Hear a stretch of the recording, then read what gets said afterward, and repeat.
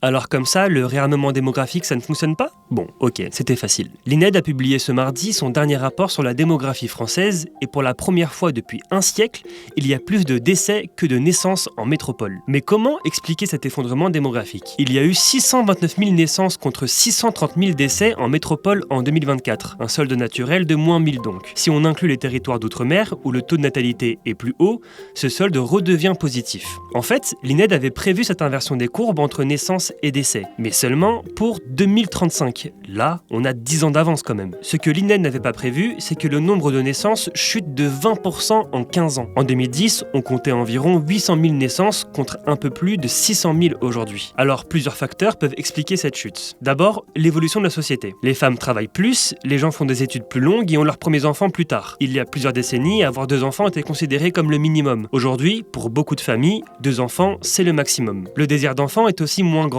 La situation économique, la crise environnementale, les conflits géopolitiques, ça donne pas forcément envie de faire des gosses. Enfin, un couple sur 4 est concerné par des problèmes d'infertilité, et ça touche autant les hommes que les femmes. Si cet effondrement démographique inquiète autant, c'est parce qu'il risque d'avoir un impact sur notre modèle social. De plus, les services de santé, déjà souvent en tension, devront soigner de plus en plus de personnes âgées. Mais si le solde naturel est négatif, la population globale continue d'augmenter. Et ça, c'est grâce à l'immigration. En 2024, il y a eu 152 000 immigrants de plus que des migrants.